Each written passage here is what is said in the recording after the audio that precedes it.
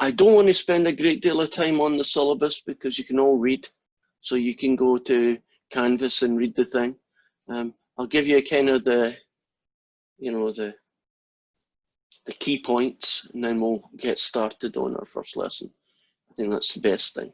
So we've kind of already spoken about it, but not all of you were here. Best way to communicate with me, in fact, really the only way you can communicate with me is email. Now, if you have any issues, email can work, but math isn't always, especially calculus version of math, isn't always easy to communicate with math because the symbols and things, and it just doesn't work very well. So if it's something short and sweet, I can certainly reply to you with an email and say, you know, look at this video or do something. But you probably want to just do a quick Zoom meeting. It's like dropping by my office, and I'll say, you know, how about 2 p.m. and you'll say fine, and we'll do a kind of meeting like this, and I'll write in that whiteboard, you know, and you can see what I'm doing. And that's probably the best way to overcome any issues that you may have in one of the topics. So you know my email address, right? drobertson@olympic.edu. If you've not done WebAssign, this class is basically everything that you need to know or do is going to be in 2 places. It's WebAssign that's where you do your homework, that's where you do your tests, that's where you do your final exam. And it's basically just a portal where you'll get questions, and each question there's a box or a graph that you put your answer in. Mostly it's boxes, and if you're right it tells you, and if you're wrong there's a little X, and you can go and show me another example or things and little videos you can watch, and it's pretty cool. It's not perfect. If you get something wrong, it typically just tells you you're wrong. And it can and is very pernickety at times, and I have no control over this. If it says 2 decimal places, make sure it's 2 decimal places. If you give me in 3, it will tell you you're wrong. Some of the time. Some of the time it's okay. That's why it's pernickety. You could do a really long question and the only mistake was plus 2x instead of minus 2x. And it will tell you you're wrong. And then you'll throw your hands in there and think, I can't do this. You know, this is impossible. And if you find what the right answer is, you'll just say plus instead of minus. And that wasn't that hard to fix. But it doesn't give you little clues like that. It just says you're wrong. So that's the drawback. So the plus side is you get more than 1 shot. So if you get it wrong, you get, I think, 3 shots before it'll finally tell you hard luck, and it'll show you the right answer. It has lots of other features, as I've mentioned, like show me and so on. It has a feature called Ask Your Professor or something. Don't hit that feature because I will never see it, because I'm not interfaced the way I guess it should be, and I'm not going to try and figure out the depths of it. When you come across a problem, just email me the normal way and we can fix it, right? So if you say, oh, I'm stuck in this, I'll just hit the Ask My Professor and he'll get back to me. I won't, because I won't even be sent an email saying that you asked for help. It doesn't tell me. I mean, I guess I could go in and then go through a few menus and eventually find out that you asked me. But that isn't really efficient. So that's WebAssign side. The other side is going to be your Canvas side. So I'm going to try something that did work, which probably now won't, and check it out. So here it goes. You should be looking at Cengage WebAssign, right? Now you need to get into this as soon as possible. These are your homework assignments. I'm going to try and do something. It might not work. I might have to come out and back. But let's suppose you do your homework on section 5.1, areas and distance. Right, so if I hit view and hit a big screen, and wait 10 minutes. There we go. Are you looking at a homework screen? Has the page changed? Are you still seeing the old page? Somebody hit the space bar and say, I can see it, or no. It's still the old page. Still the old page. Okay, so it's one of the annoying things with Zoom is you don't always see what I can see. Okay, now you're looking at it, right? Yeah, that's the homework. Right, so my version of the homework is really cool. I get to see what the answers are in the solution. No, you don't. That would make it really easy, right? But for instance, here's the question. What does this add up to? And write the sum using, I should say, sigma notation. So k equals 1 to 9. So you type in 9 there. And the thing is called k squared. So you hit k and you go over here and you hit squared. Now, you see this little menu on the right hand side, which I'm hoping you can see. Basically, that's what you use if you have to do anything math-like, right? So if I hit that, it would get me a square root. If I hit this sub-menu, can you see I can get, I don't know, 10 to the power in logs. You hit this, there's pi if you need it. You know, this is true. Some of your answers in this quarter are going to be 3 pi. Right, so how on earth am I going to do 3 pi? Well, you hit 3 in your keyboard, then you hit that, right? Some of your answers are actually going to be infinity. So anything you need is in this little thing here, right? And that's what its job is. Now, if this was correct, then I'd hit a submit button and it would come back and go, you know, big happy tick, and you say great, and you move on. And that's pretty much how it works. So that is that half. Now, what does the other half look like? Well, the other half of the stuff is going to be on Canvas. So I'm going to do this out and in stuff to make sure that we're actually looking at it. There. Hopefully all of you have been here by now, right? In the Canvas page. It's got all sorts of stuff in it. That little one there, that has told me someone has already sent me an email, because this is where I go and I look to see what people have asked. And let's see. There's a welcome one. There's instructions on how to get WebAssign. If you haven't got your financial aid and you're saying, I can't afford $110 right now, which I can totally understand, you get 2 weeks free. You know, it's like an introductory period. So go to WebAssign, sign up for the 2 week thing. At the end of the 2 weeks, you've got to fork out the money, right? But hopefully by that time, your financial aid and all that will have came through. But, you know, you don't need a textbook. So at least you don't need to spend money on that, because this has the textbook inside. It's called an ebook, but it's essentially your textbook. There's a little quick start. Here's how to get started on Zoom. The fact you're here means that you know how you do that. This here is where you would go. I don't know if this will work, but I'll click on it. If you can't see it, I'll tell you what you're seeing. What you can see here are the Zoom links for this week's Zoom lecture. So if you want to, you know, on Wednesday, you would go down here and you'd use this link. On Friday, you'd use this link. Also, which is going to be here is, it's blank right now, but this particular lecture is being recorded as we speak, and it will be here. And so you'll be able to click on it, and if there's something that I said today and you forgot what it was, you could zoom, you know, there's a pun, zoom through the Zoom lesson and find a bit. And that's what it's there for. Now, if you could see that, I'm not sure you can. Did you see that page that I jumped to, or was it just what I verbally said? Yes, we saw it. Oh, go figure. Right, now, last thing, there are lots of other stuff, but the last thing on this page for right now is this one here, where I've got some resources where there are videos.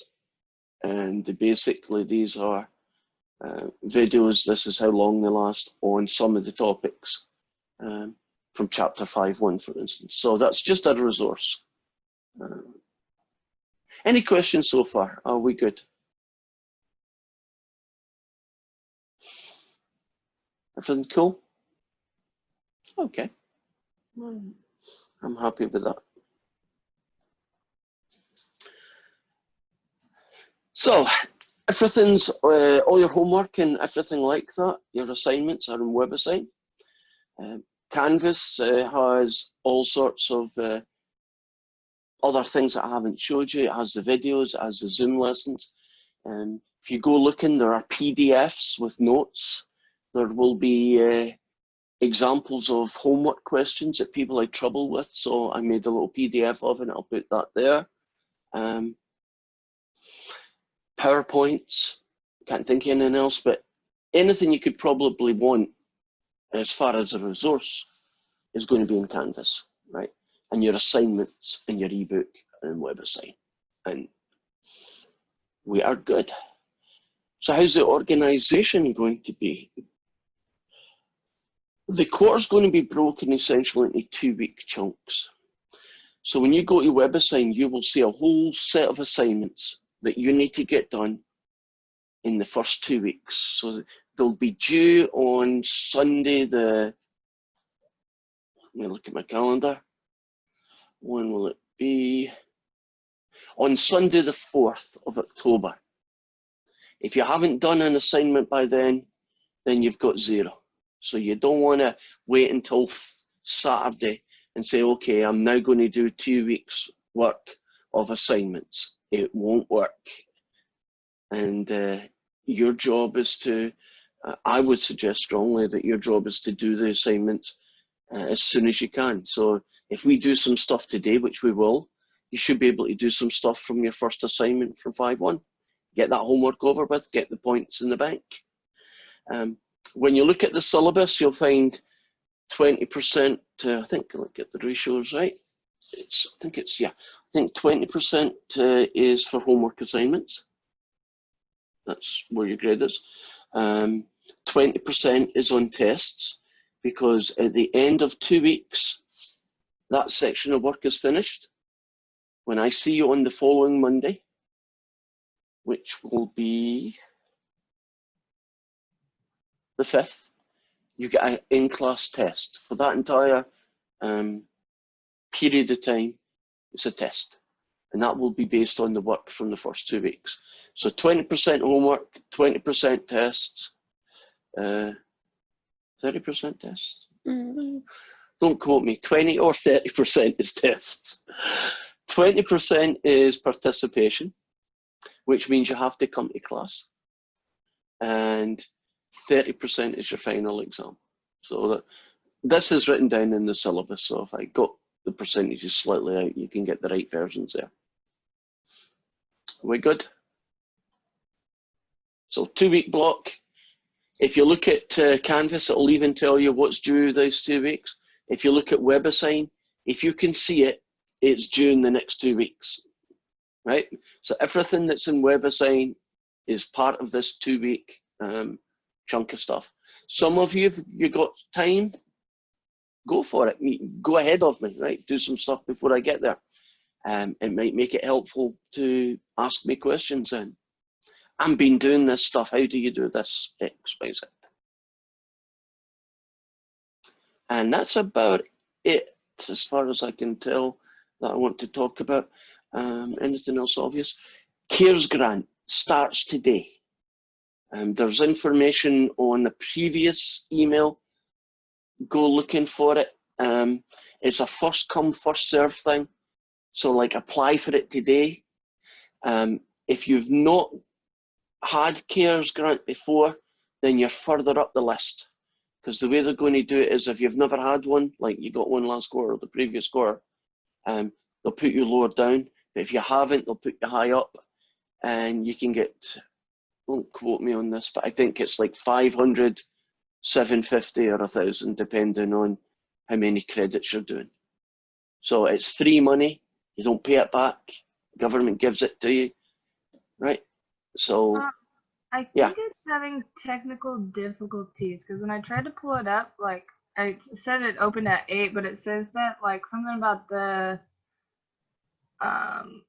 it's closed for summer quarter, but it'll be open again for fall quarter. That's them. Darn it. I was sent an email saying, we are up and running. Tell your students. Send them a link. Evidently, you might want to. I've found this sometimes happen. Do you know how you can refresh on most of your things? The top left-hand corner, it looks like a curly arrow. Yeah. And sometimes you're using a buffered version. And if you refresh it and go in, you'll get the up-to-date version. Not saying that'll work, but it has worked sometimes. If Okay. not, keep trying till they fix it and apply as soon as you can. Okay, sweet. Thank you. Okay, let's get started with our lesson.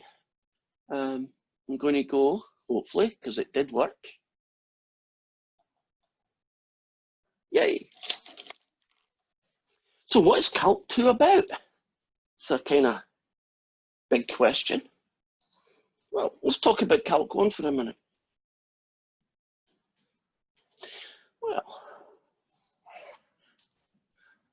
if you want a description of Calc 1, started with a problem, and that problem was called the tangent line problem. Essentially, what they wanted to do is there a way of finding out the slope of a tangent line to a nice curve? You know, y equals f of x. Is there a way of finding the tangent line at some given point, P? And the tangent line would be that line. Is there a way of getting its slope? And that was called the tangent line problem. And it took you, if you remember back in Calc 1, it took a long time before we even got to what you would call calculus. And what we're getting at is you remember f dashed of x, which is basically the derivative of the function f of x. And what this new function did is that when you plugged x into it, you would be able to find the slope of that tangent line. So can we just pretend that this fella was x cubed plus 2x? Then eventually we discovered that the derivative function was 3x squared plus 2. And what that said is, look, if that guy there was an x coordinate of, say, 2, just for argument's sake, then I could find its derivative by just plugging in its x coordinate.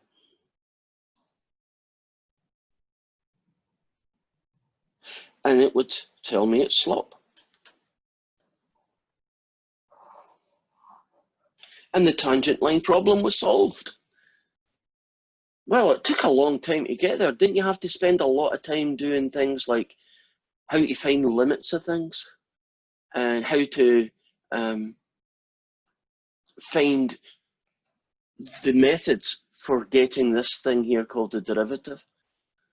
So Calculus 1 was all about how to find derivatives and then what you can do with them. So the how to find was full of things like, okay, now we have this new guy called the derivative function. He's going to be able to tell us the slope of a tangent line at any given point. Let's make this f of x more and more complicated.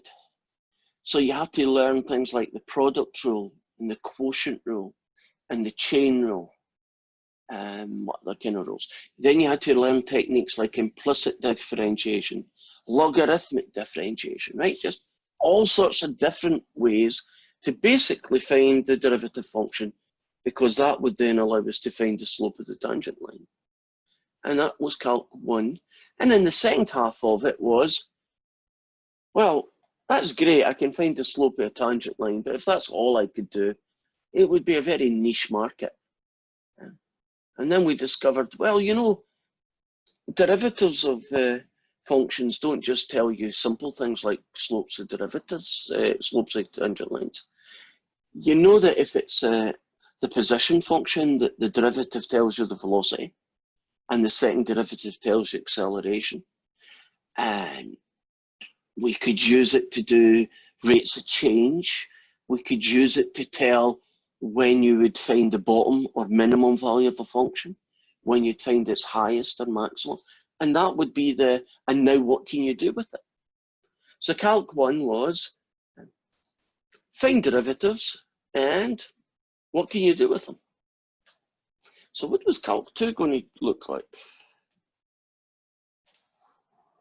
Well, Calc 2 starts off from a different problem. It's called area, oops, under the curve problem.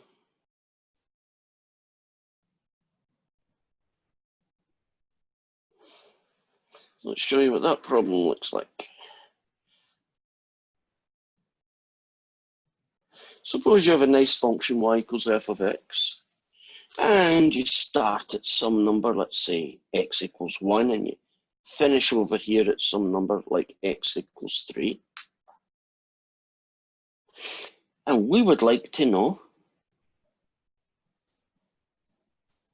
the area under the curve. We'd like to know that guy's area. That is the beginning of Calc 2. Now, it doesn't really have much connection between the slope of a tangent line, right, and the area under the curve. Geometrically, they're quite different from each other, right? And later on, you're going to find out that they're very, very closely connected. At least the solution to them is. Even if the original problem doesn't look like there's much to do with each other, the solutions to each problem are remarkably connected. So we are going to spend a fair amount of time solving this problem. When we did it in Calc 1, when we started, I know it's a while back, didn't we try and find the slope of the tangent line with numerical estimates? You know, I'll pick a point like 1.9, I'll pick another x value like 2.1, I'll find the x and y coordinates, right, and then I'll join them together, you know, the kind of thing. I'll pick a point here, I'll pick a point here. If I join these guys up, won't that be very close to being the same slope as the tangent line, right? And then we went on and we talked about limits, and eventually we came up with this guy. So imagine you had to try and estimate this area under a curve.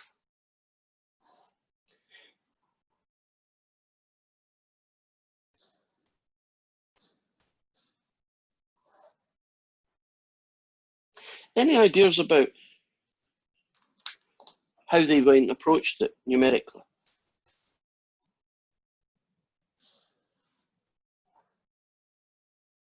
As an estimate, how could you find this area?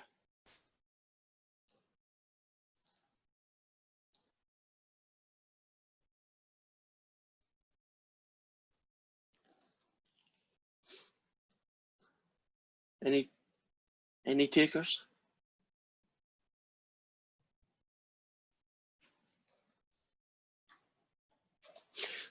Let's look at it from an engineer's perspective, right? I want to find that area. What could I do? Well, how about taking this shape and splitting it into 4 equal width strips and finding the area of each of these and adding them up, right? That would be a strategy. Now, how am I going to find the area of these strips? Well, the problem is they're curved at the top, right? They're not nice shapes. But I'm an engineer and I'm not really good at curves and shapes. So what I'm going to do is I'm just going to make rectangles. And I know how to find the area of rectangles, right? I can figure out how wide it is. I can figure out how tall it is. And if I multiply those together, won't that give me the area of the rectangle? Actually, if you look at this one from here to here, can you see that would be the x values? Evenly split. So this rectangle here would be what? 0.5. And then wouldn't I just need to find out how high the rectangle is? Now, if you look really carefully, I have a choice here. Couldn't I have chosen the height of the function on the left side?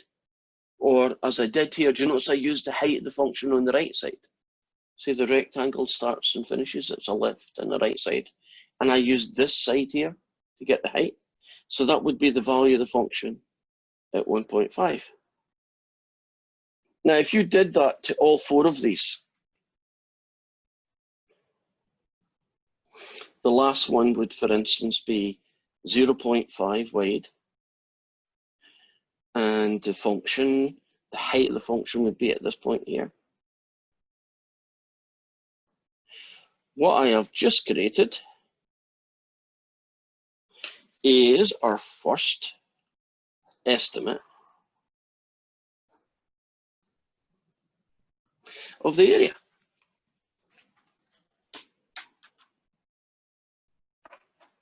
I haven't actually physically done one with numbers yet. This is just generic, but we've got to start, right, as a technique. So how did they approach the problem? They simply just said, okay, take the shape, break it into 4 strips. In this case, it's 4. We typically use the letter N to represent the number of strips. Oops.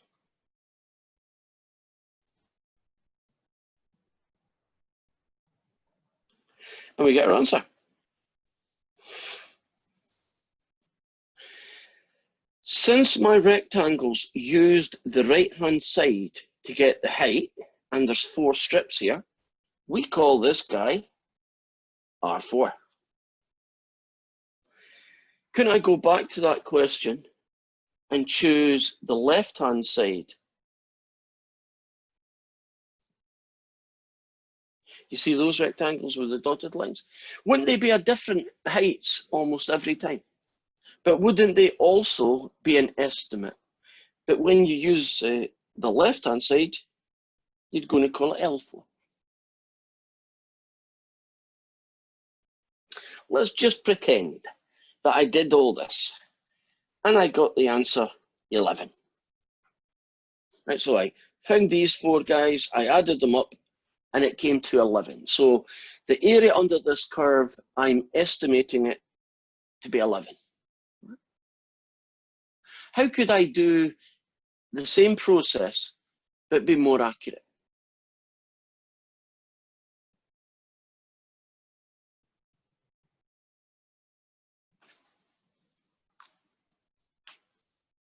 I did 4 strips and I get a pretty bad estimate, but it's an estimate, it's 11 square units. But I wanted it to be better than that. Don't overthink it, it's just a very Make simple more idea. strips. More strips. Do 40 strips. Do 4,000 strips. Do 4 million strips. We're not going to do 4 million strips. But if you're into computers, couldn't you write a program that could probably do that relatively easily? And you let the computer do it. Which means you can find the area under any curve from any start value of x to any finish value of x by simply just breaking the shape into as many equally spaced rectangles as you can possibly do and then adding them all up. And from that starting point, we are eventually going to move away from numerical estimates, like you might have done here, to algebraic ways of doing it. And to give a kind of the last page of the book, the connection between the area under a curve and the function is that a thing called the antiderivative of f of x will allow you to find the area of this function. But that's something that's still to come. So what we're going to do now is do a physical example of this process. And I'm going to show you, try to show you. Well, firstly, I'm going to do it by hand, and then I'm going to try and show you how you can use your calculator to speed it up, because it's really quite laborious work. Nobody wants to do 20 calculations, right? It's not the kind of thing that's very interesting. But we'll show it by hand, and then I'll show you how to do the same thing. So I'm going to pick a function. And I'm going to pick a nice simple function called x squared. And for visual purposes, I'm going to just draw part of that curve. And I am interested in the area under the curve from x equals 0 to over here, x equals 2. So this is going to be the area that we're trying to find.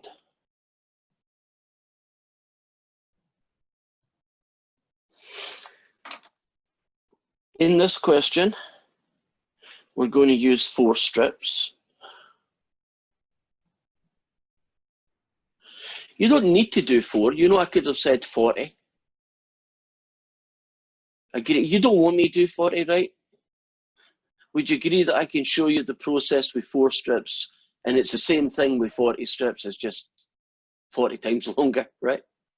So when you know you've got 4 strips, you know you're going to break this shape into 4 equal rectangles, right?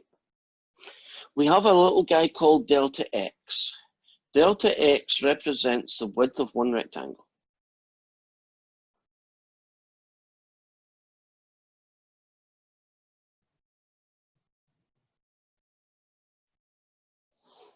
Now, I know in this question it's 0 to 2, but can we just generalize it a little bit? Can we imagine that the start number is just going to be called A and the finish number is going to be called B, right? Because maybe the next time it's from 1 to 8, right? Or 20 to 22, right? It's a good start and finish anyway. Now, there is a formula for calculating how wide the rectangle is. It's B, take away A, divided by the number of strips. In this case, 2 take away 0 divided by 4, and that comes out to be what, a half, which, since we're doing number crunching, I might as well make it a decimal. It makes the calculator's job a little bit easier. So what I'm now going to do is I'm going to create a table of values where I find the value of the function x squared at 0, there's 0.5, there's 1, there's 1.5. So we go 0, 0.5, 1, 1.5, 2,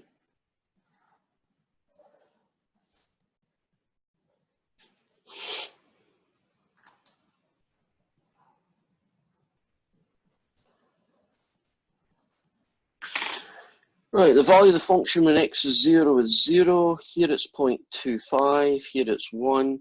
Here it's 2.25. And here it's 4. Can you imagine that's not a big deal?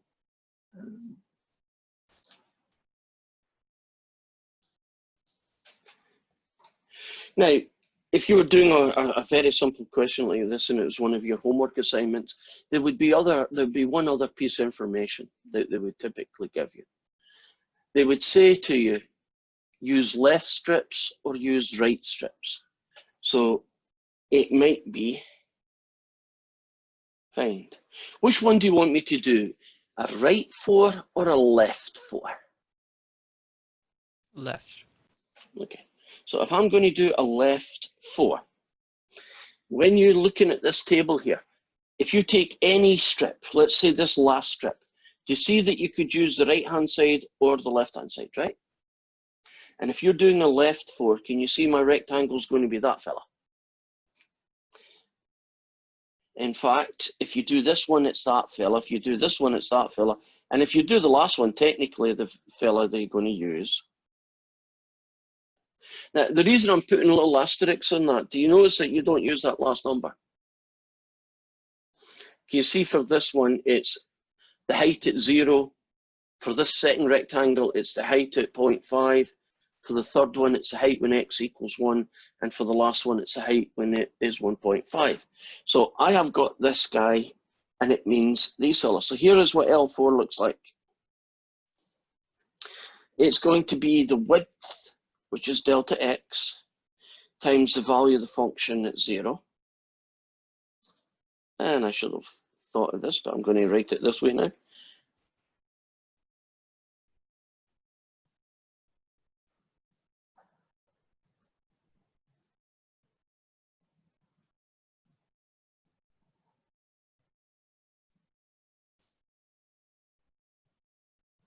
Okay, see what I'm doing is I'm just going to find the value of each of these rectangles' heights, which comes to be these numbers. So what do we have for L4? Well, do you notice that they all share a delta x? And I know the number's 0.5, but I'm keeping it general right now. Isn't the delta x, and then you're just going to add this fella, and this fella, and this fella, and finally this fella.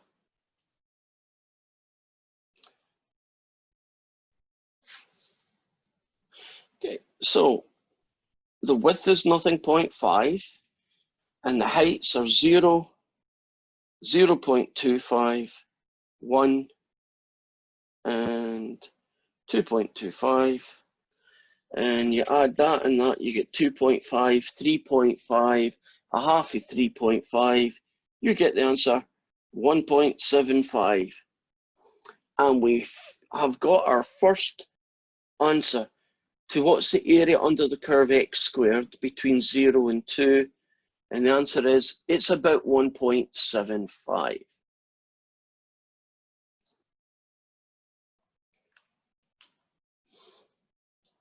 Are you comfortable with that process? It's more laborious than it is difficult, right? It's just a whole load of things calculated.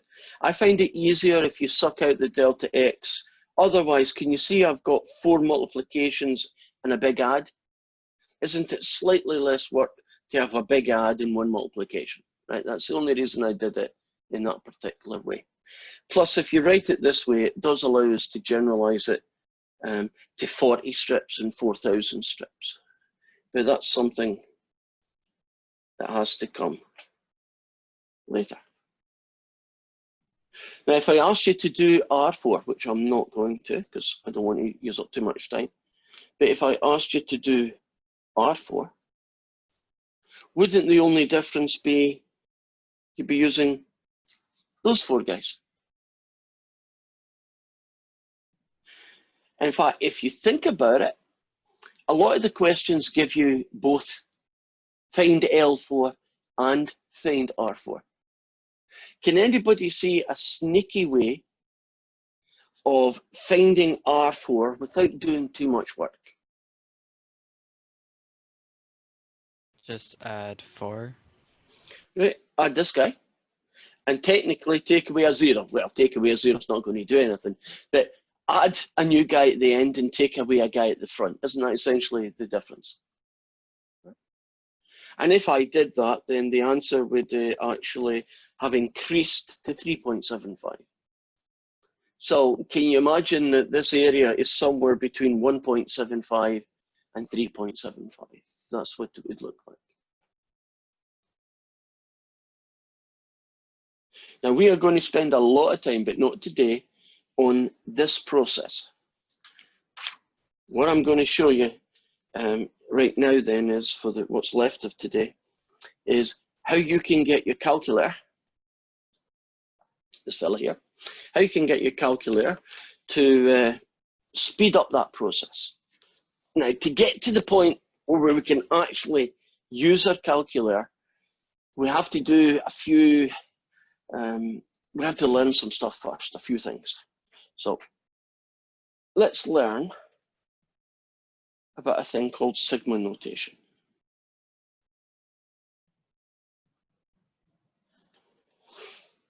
Sigma notation uses that funny symbol. It's the Greek letter sigma.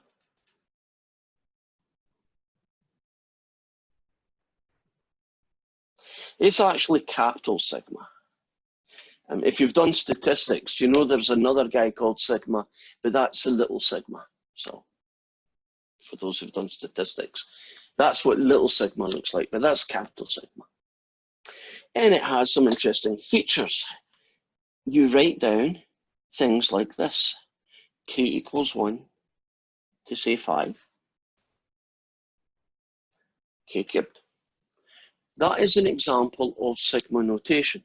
What it does is it allows us to write down a whole set of things being added together. Sigma is all about adding things together. And it allows us to write complicated additions in a very concise form. So this thing here says start at k equals 1, finish at 5, and the things that you're going to add are whatever k cubed is equal to. So this would be what? 1 cubed plus 2 cubed plus 3 cubed plus 4 cubed plus 5 cubed. Now, I could calculate that, but I don't want to right now. Because if you did it by hand, isn't that quite a difficult, long, laborious process? Well, how about this? Sigma n equals 1 to 1,000 of n squared plus n. One of the things you can do in sigma is that this variable here, is the counting variable, can be any letter of the alphabet.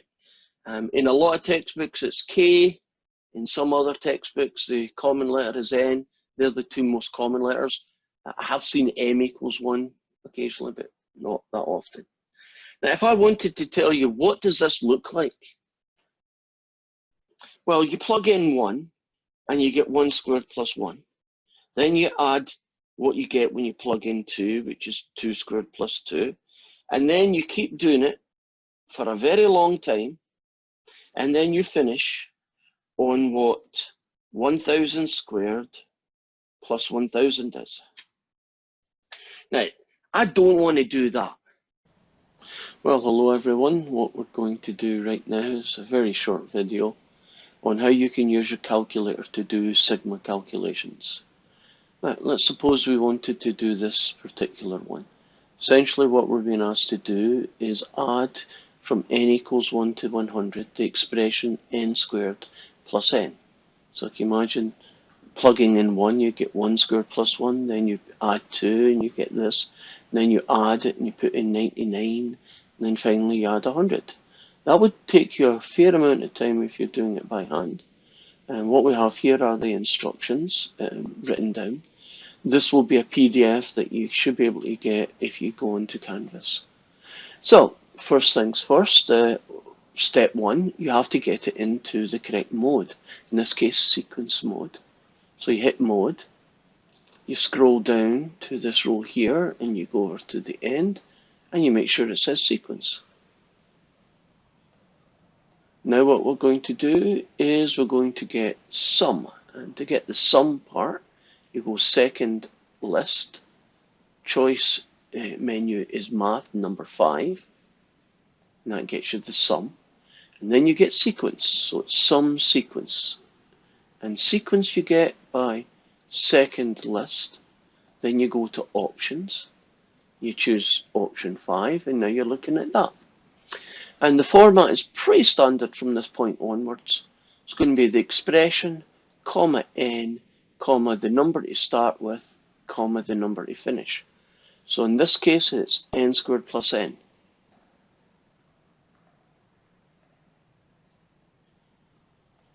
Then you do comma n, then you start at 1 and you finish at 100. It does have limitations. It looks like it can't handle 1,000. It probably could handle a few hundred, and then poor calculator is overloaded. So this is the final result. Sum sequence that basically does this bit of n squared plus n, which is this bit, from 1, which is here, to 100 is here. I want to hit enter. There's your answer. 343,400. And that is us.